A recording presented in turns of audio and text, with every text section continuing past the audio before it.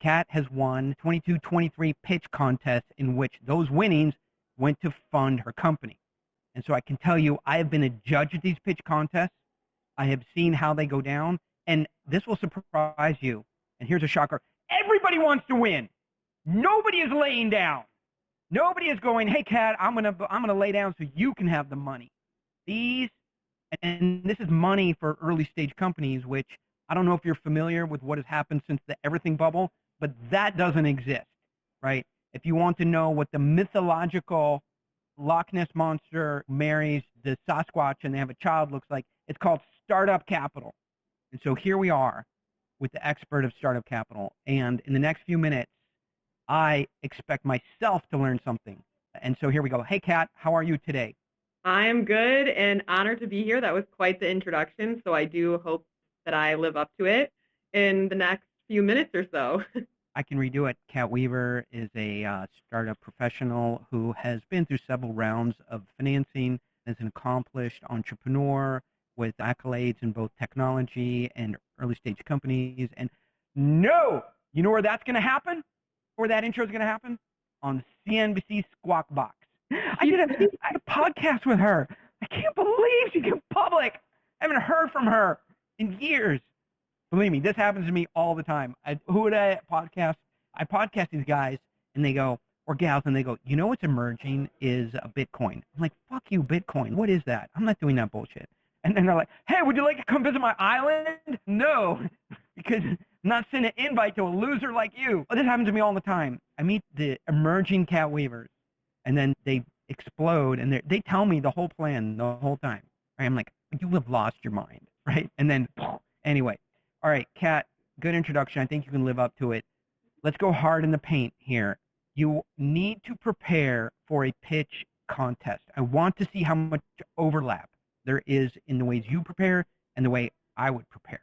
But I'm hoping nobody's going to leave here going, just wing it, right? So talk to me about, take me back as you were preparing for your first pitch contest that you won. What was the ramp up? How much work? Take me through the workflow and how much work was really involved. Please don't just say, I winged it, but I'm so good. You know I'm not going to. This is not why we're here. I am a competitor through and through, but a lot of people think that with that kind of track record that it was something natural to me or I was always really good at it, and that's actually quite the opposite. My first pitch that I entered, didn't even know what it meant. And I was just starting off. I'd started my company out of my college dorm room, no network, no knowledge, no money, just lying around to do what I needed to do. I'd actually lost everything in my business to a fire months before this. So I was at pure zero, and I was prepping to go up. And I remember being so nauseous that if my parents didn't come to support me, that I would have actually left. I was so uncomfortable. I didn't know anyone in the room. It was literally nauseous. So leading up to that, I think I tallied it. I got to this consistent number, obviously, that I would practice each pitch a minimum of 50 times. Like I would tally 50 minimum. I would practice paragraph and line by line until I could get to the next. This is exactly, we're going to keep going, but functionally it's over. But I said something wrong. No, you didn't say anything wrong. You gave away the reveal. Kat, this is what you say 45 minutes from now, okay? The reveal. We build up to that. We tell stories. I have some more stories and surprises coming way down. We get into an argument. I do not watch any reality TV. Come on. So I want to A, concur.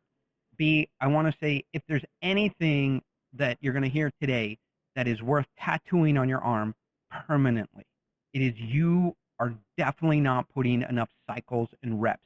I get up on stage and I show up the pitch I currently have. I got $10 million or something raised into it in 90 days or whatever, okay? I put it up on stage. I'm going to turn it back over to you. And I go to people in the audience. I go, how long do you think I have in this? And they'll be like, oh, you're the expert. 10 hours, 20 hours. Somebody go 40 hours. I have 400 fucking hours in this. That is why you guys are lapping it up like cat milk, right? The first one, you guys have been like, boo, bring on Jerry Seinfeld. And that was maybe 3 months ago. I had 4 hours in it. I pitched that thing. This pitch worked, right? And I'll say the last thing. So I have a pitch for investors on today, and a bunch of them wanted to move to tomorrow. One guy was like, I can't move to tomorrow, so I want to do it today. My team was like, yeah, whatever. I'm like, no, I'll do it for him. One guy, right? I'm raising $200 million. What does he got? 5,000 bucks, right? Let's do it. Roll tide. So the amount of cycles you have to do into this stuff to really get them to work will blow your. Physically tallying the reps helped me. I'm a task person. I'm really, I like tracking progress, and that was really important to me on what I put in. And then over the past, so I did my first startup for 6 years before I sold and exited that company. And I used the same elevator pitch format, exchanged some traction and details and product updates for 3 years before making any drastic changes. And I would cut, copy, and paste that formula for networking, pitch opportunities, from the video format to the written format. It was something that I practiced over. Just one question. Actually, it's not a question. It's a soliloquy. This is exactly right. Like, I did the same. Like, I built a poll file, right? So the master pitch is this thing that is a monster, and then I can pull from it. So if I need a short pitch, if I need a deck, if I need a teaser, if I need a one-man show on Broadway, whatever it is, it's there that I can pull from. People, you have to have such a deep what I call is a tent pole is my term of art. Like, you need a tent pole presentation that is like everything you would ever tell somebody if you were able to just force them to listen to you for 2 hours uninterrupted. You put a parapolitic in their eyes and cause them, they force them to live. This is everything you would tell somebody to convince them. That's your tent pole, and then you just pull from it for everything you're doing. If you try and create this like sidecar pitch or this other piece of collateral ground up, it doesn't all, you already worked out the narrative arc in your tent pole. Why would you go to any other narrative to support these other presentation formats? So it sounds like you discovered the same thing. It took me like 40 years and you did it in 6 months, but whatever. Let's not get into who's smarter. Okay? No, not 6 months. And two, it wasn't that, I just figured out. I literally had no money. I was playing tennis in college. That was my career. I wasn't making income elsewhere because I didn't even have the time. That was helping pay for school. So if I didn't, that was my living. Like, it was pure, like, hunger and drive because I had nothing else. I had no other option for success. I was looking at other jobs and things, but by putting in the time for that, it allowed me to go full time with the company after I graduated and hack it together, like truly hack it together. But what a lot of founders didn't realize, especially those that I would meet in these environments, is the core foundations of who they are, what they do, and what they need was disorganized. And that is such an issue. It didn't matter the state or stage. And I also noticed that in a founder applying for non-dilutive capital options, as well as pitching for, let's say, a retailer if they're a physical product, or for investment, or at a networking opportunity, the foundations of language and positioning are extremely similar. So once you have those foundations, it actually applies into so many different areas. So on the side, for my first company, I was helping founders get on QVC in Target. They were winning $80,000 grants, $20,000 grants, $100,000 grants. They were securing venture capital, and the themes and foundations literally were the same across the board.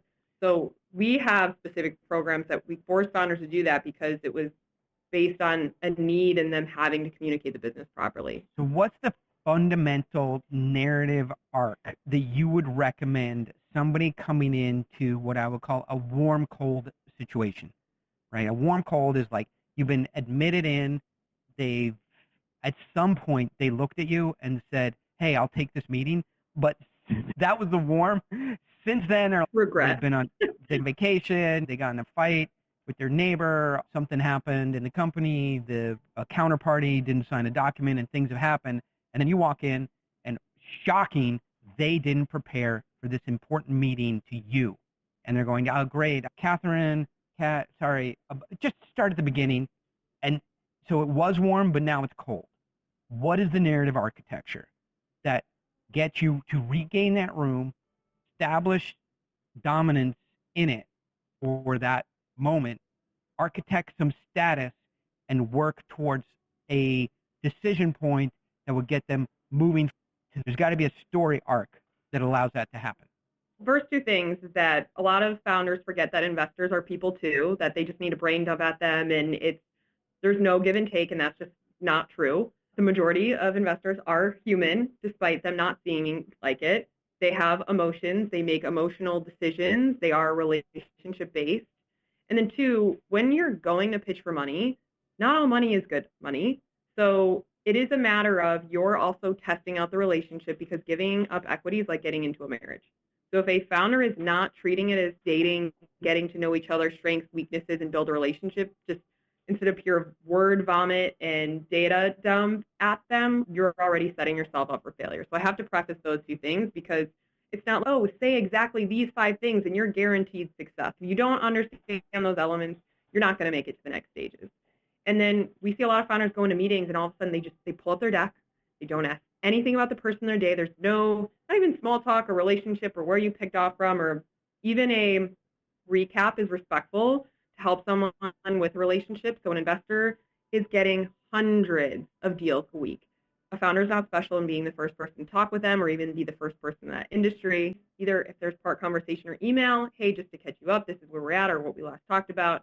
Now, if it's cold, I'll get into that in a second, but I'll answer your question before I get into like pure cold no conversation yet. This will surprise you, but for exactly that reason, I go in like a ball that has been accidentally released from a transport, right? These calls. So what most people do is, hey, Jim, good to see you. Chicago, great. What's the weather over there?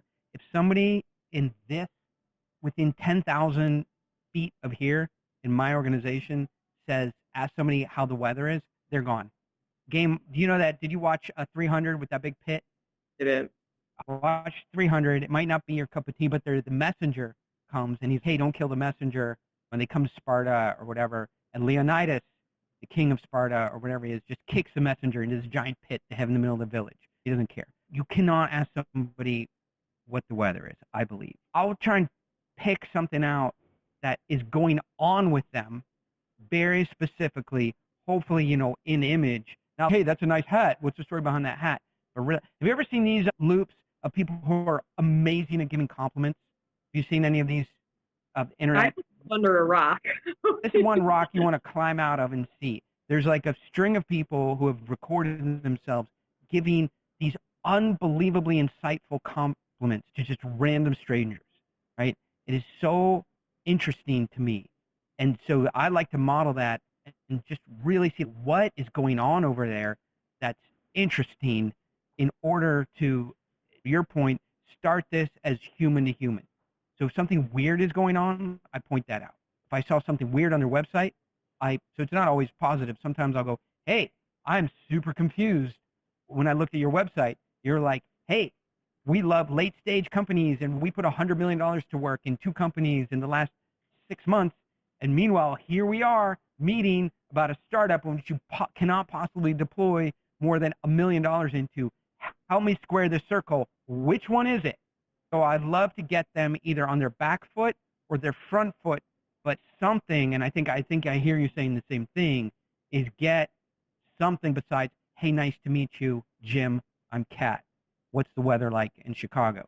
I think we've also arrived at the same conclusion there, that this has to start somewhere and not nowhere. Ever say something negative or adversarial or conflict driven at the beginning of a meeting? In what way? So I would just go, hey, Jim, are you here for the 10:04 meeting? You want me to catch you up on what happened at the 10 o'clock meeting? No, I would not do that. You would not say that? And maybe that's you, maybe that works. Me personally, if I'm asking for someone else's time and they're giving it to me out of like respect or planning or whatever it is, I will not say something like that ever. I've had people like, if they're going to cancel and there's issues and things, but if they're giving me the time of day and they're late because they're talking with another founder and I am just grateful for them to be there, I think that puts people on a better foot than being more combative in them not being on time. I think in my mind, I view it differently, but I don't want to get into it too much. But I view, if I don't protect my territory, then I get walked on later. I want to have a serious tone to this conversation. Like, I have things to do. You are talking to a founder who is running a company. Insignificant as it may be in your mind, we have things to do. So I don't know if you know how startups work, but when somebody in a startup leaves that startup, comes over to your office to talk, all the work in the startup stops. That they were like, there's not like another 50 people around doing stuff. So for me, this is a big investment of time, and so take it really serious. So where I want to end up today is somewhere and not nowhere. I'd like you just to say one or two things at the end of this meeting. Oren, your head is full of dead insects. All right? But can you lose my number out of your phone, please? Okay, can I have your phone? I just want to delete my number to make sure it's gone.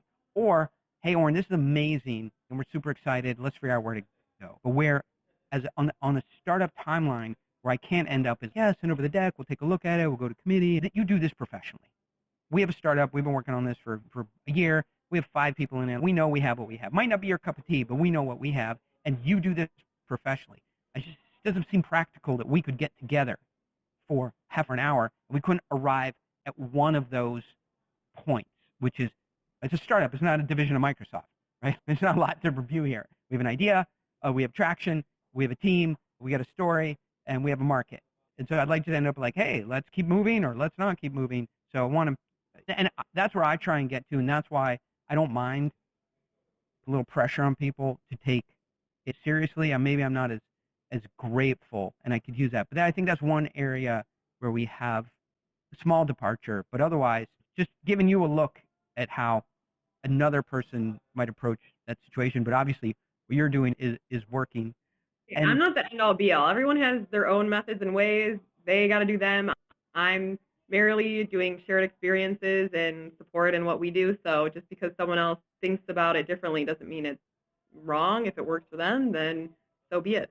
I think I like people to be committed to making a decision in these relatively uncomplex decision trees. I worked with a venture firm, you would recognize her name instantly, with a partner looking at $20 million investment in a company. The company was ultimately funded with $20 million, and I was on that deal. And it was the first time I said to them, like, hey, are you going to download the app and test it? And they're like, no, like, I'm not going to use this app. It's not what I do.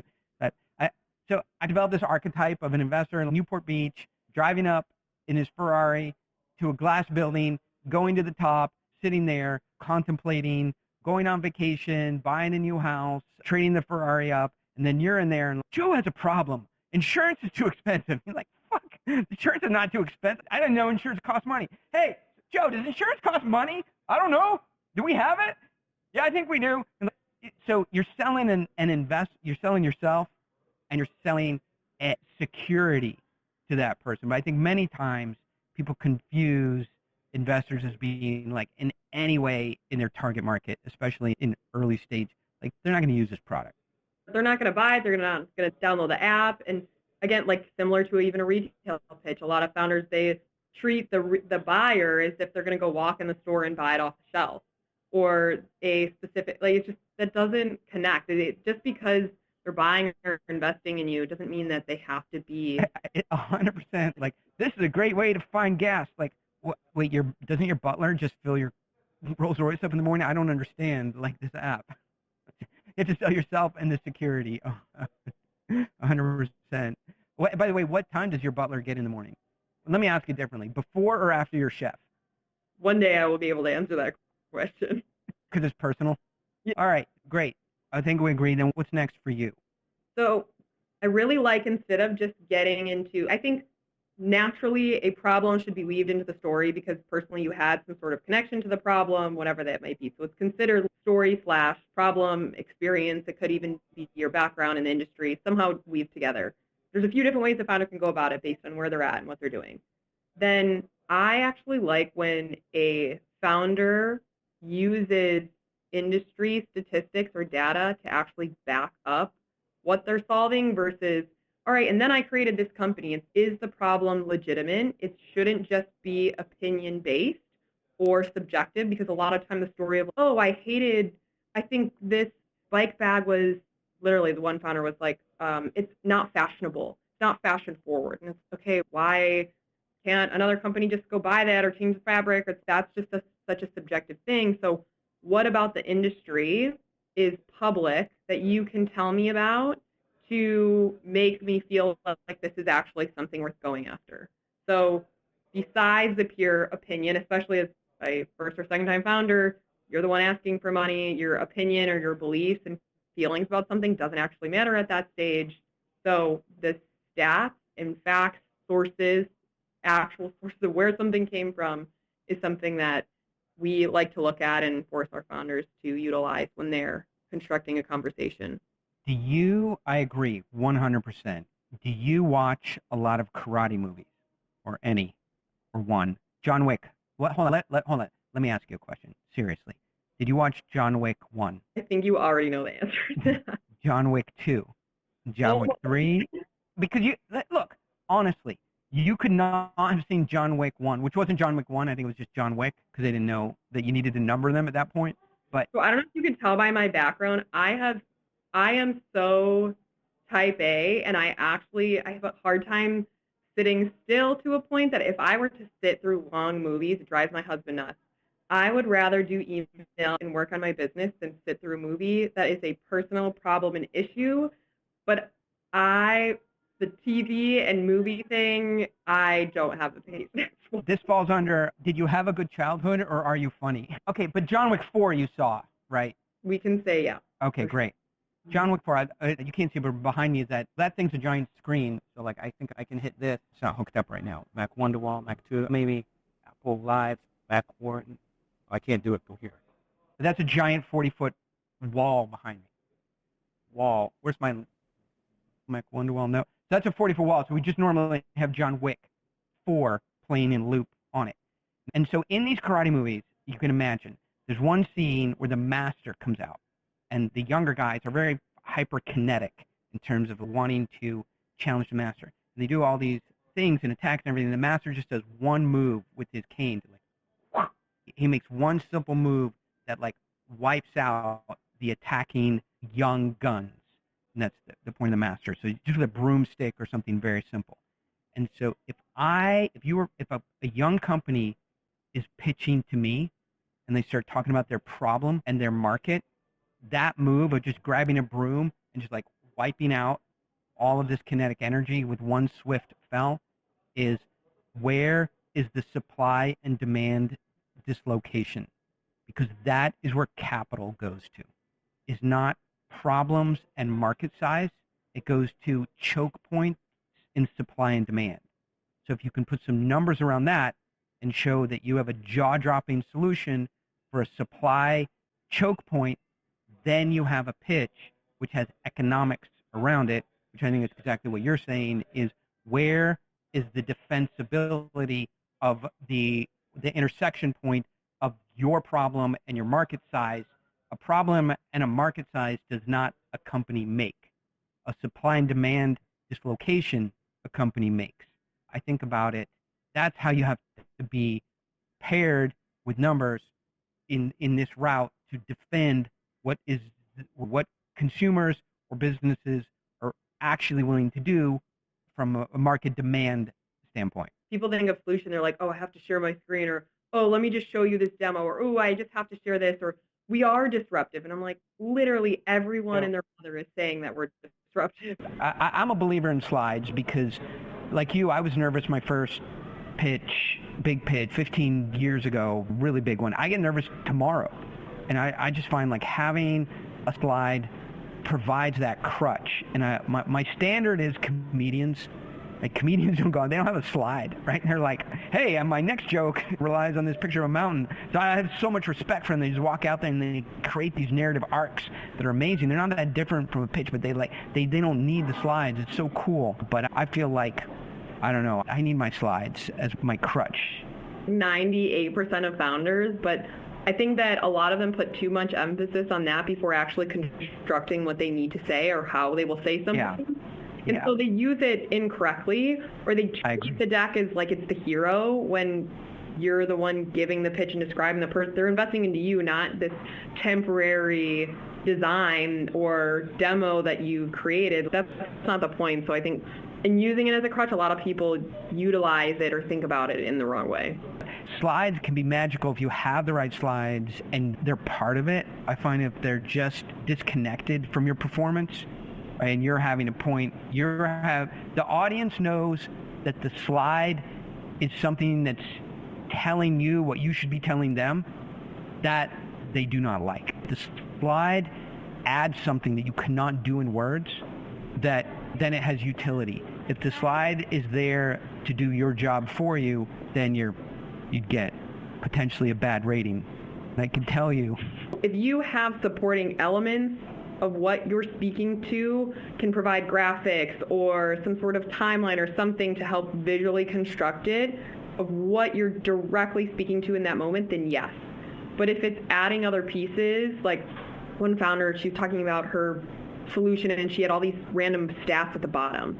You're like, okay, yeah, that helps you, but if someone's reading that and not actually listening to you speak about the business, you've completely wasted that real estate in a way and their time, because now you've disconnected what you're trying to get across. I agree 100%. The way I use stats is I try and say something completely absurd and then have stats around it, right?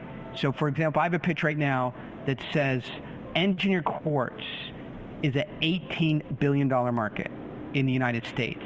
However, 255 million square feet that is used in the United States today, 200 million square feet is imported, and 50 million square feet is made domestically, which is 100% of domestic capacity. So then I have these boxes up that show the red is the massive need for imports, and the tiny green is what we can make domestically. And then you can say the United States needs another $1 billion engineered quartz factory today. If you could build that, right, you would have $1 billion asset in under 36 months. Here's why, and then I show those stats. So I find if you have stats, the listener should not have to interpret them and create a narrative out of them. You make the narrative, and then the stats make that narrative very real. And if you wanted to hit home, say something that is, I would say, insightful. And if you can make the insightful big, and then the stats support it, now they're like, oh, wait, this is really interesting. And that's, I think, the only thing that I would use stats for, is to support something that is a very large claim that somebody would be scratching their head around. And then you go, and you can Google this till you're blue in the face. This sweater will not come undone when you pull on the threads.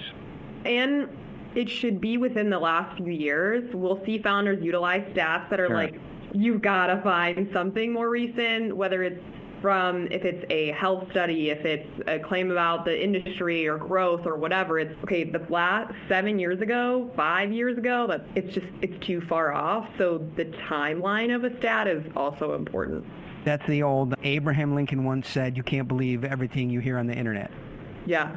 You should put that stat in the show notes too. Yeah. that of all of them, that one's actually true. No, like I think everyone listening would really like to check that one out. Yes, that piece of yarn, if you pull on it, it doesn't unthread the sweater. All right, so now we're talking about we've gotten to what I would call the value proposition, features and benefits. How far into the presentation, in your mind, is the product? It depends on the stage and of this investor, if they're specific into this industry, if they're a generalist, if this is their pure niche. Let's say, for example, we have founders in the beverage industry and they specifically invest in tequila. There's certain things about the product that you don't have to educate them on, so I think it really depends on the audience. If it is someone more generalist or you don't know their level of expertise, you need to have features, value, like how you're actually making money as part of that, what it looks like, who it serves, in what ways. You then tie in a bit of the market in terms of the product and offerings. So if it's certain elements or value props, or it's even like certain SKUs, if you have a physical product, or in the health tech space, like what does that look like, if there's a certain, or if it's a med device. there's a few different ways to go at it, but a lot of the founders that we work with and investors giving them 15 minutes maybe other time, maybe 30 if they're lucky. They are extremely busy. So we force our founders to create a 5 to 7 minute core pitch. So essentially, it's several sentences of a really high-level, concise formulation that incites someone to want more. It is not a dump of every ingredient or your entire, like everyone wants to use the word AI these days. That's the latest buzzword. So you have to at least showcase what that is. But if you have to take 3 paragraphs worth of language to describe it, you've gone too far in a short meeting. So it depends on industry expertise of that person you're speaking with. Have they reviewed any specific materials, and how much time you have with them? But it can be done in a few sentences if done right. Like, and it takes iteration. A pitch is a living, breathing document that you update and change, but it can happen in several sentences easily. So you get through that, and then presumably you go through team, right? You go through key assumptions that make the model work. You go through some kind of competitive set, and then you end up on basically go-to-market strategy, a little bit of business model, and an early-stage company. I would say, hey, look, like out of 150 of the next early-stage companies that get funded, 148 of them are going to pivot into a different model. Like, we're not going to over-invest in documentation and planning around our business model. These are the basics. This is where we hope to end up. And so you've got assumptions, pro forma, cost structure, business model, team, rough market size, supply demand, dislocation imbalance, demand functions of the market, and then you have some competitive set. Who else is working this direction? Why Microsoft can't do this overnight? Why they wouldn't? And then we get around to pitches over. An ask. The ask. Is that what you call it? We consider it an ask. If you're meeting an investor, what are you doing? Are you actually pitching them? Are you asking for resources? Are you asking for mentorship, advisors, money? There has to be some clear action. Sometimes, depending on the state of the company, investment industry, you can provide some exit comps of the industry to prove that it's growing and moving. There's a lot of money circling around it. That can be considered more like appendix. It could be in the core of it. I think that's something that's interchangeable. But some sort of ask, and then I always urge a founder to have a preset list of questions to ask versus praying and hoping that the investor is just going to ask them all relevant things about themselves. Like, for example, what areas is your expertise in helping founders? How active do you like to be? When was your recent investment? What was a problem your portfolio company recently had? Did you step in to help it, or in what way? Thoughtful questions versus what's your thesis? Like, you should know that before you even get on the call. So versus just a straight ask, and it's engagement in the next phase to get someone excited to asking more questions about the business and how a mutual marriage partnership, what that would look like moving forward. And then how do you wheel into the ask? I think it's a core part of the actual, a slide. Like, you go from, all right, here's our team, financials, now we're raising X amount of dollars over to get us a 12-month runway and acquire X amount of users, revenue, growth, whatever it might be. And this is what it looks like. And I think that's part of the end. I don't like ending with thank you. I think that's weak. I think a thank you slide is the biggest waste of space, time, and energy of putting something up there. It doesn't do anything. I typically, if it's can be a brand-centric one-liner, inciting questions, something to get the conversation going versus thank you. You're not on a stage putting on this performance. It's supposed to be an exciting future relationship. So that's one of my biggest pet peeves is. So the way I get out of this is I go, hey, what's the size of your capital overhang that would lean into this thesis? I think it's important for me during the ask is to use the language that the investor is familiar with, and they go, oh shit, I can't goof around here. I have to wrap up, but I've developed this thing where investors have this kind of buy where people generally don't know their job. Investors hide behind, I'm an investor. We have money, we know what we like, you pitch, and we'll ask the questions, then we'll take a look at your deck and we'll get back to you after talking about it internally and see if we have any more questions, right? And that's not a very useful, good place to end up. The question that I like to ask is, hey, what capital overhang, what capital set aside? What is your working fund towards a stage of deal that we're in on our thesis? And what is your general timeline for moving into an investment if you like the entrepreneur, you like the market, and you are interested in the product category? How does that work for you internally? Yeah, I really like the timeline question because most founders just get the BS of, oh, we'll take this back and we'll do this, or, oh, just come back to us with these KPIs, and then you do, and then it's this domino effect and you're somersaulting down this hill with no end. So like the timeline question is really underutilized, but I really like that one for founders. I'm not going to work in a very early stage company with an investor for more than 60 days for a $500,000 ticket. I think there's better places to use your time. So I would work them backwards on your expectations of how your timeline works. And if they're like, yeah, that is not our timeline, then you can say, then we might like each other, we might send each other Christmas cards, see you down at Whole Foods, no problem. We, like, these trains are on different time schedules. And I think that is something that you can be pretty firm about. Agreed. All right, speaking of timeline, here we go. How do people connect with you, find out more about you, do a better job of asking you questions than I did, and get into Kat World? I would say number one place is LinkedIn. I'm most active there, sharing lots of founder resources, tips, founder experiences, all of the above at Kat Weaver. And then founders can apply to our programs to work with us at power2pitch.com. So those are probably our two best places. All right, awesome. And how was your experience here with Oren Clapp? Assuming 8, 9, and 10 is too high of a rating for such a nascent podcast, and you just are not going to say 1. So between 2 and 7, how was your afternoon over here at the Oren Clapp show?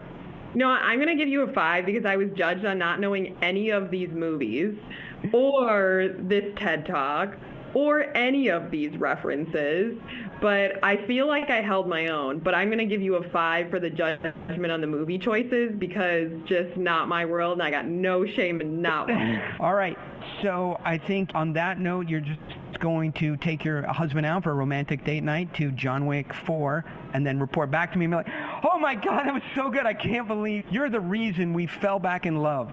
And so I'm waiting for that. He's going to watch it, and I'm going to get the footnotes, and also an email. Awesome. I look forward to the email. Thank you for spending time with me this afternoon. I appreciate the questions and getting to be featured. I think that we're in 98% overlap on process and organizing these pitches to keep you in control and make sure they don't spin out into no man's land. All right, great. I will see you soon and on LinkedIn.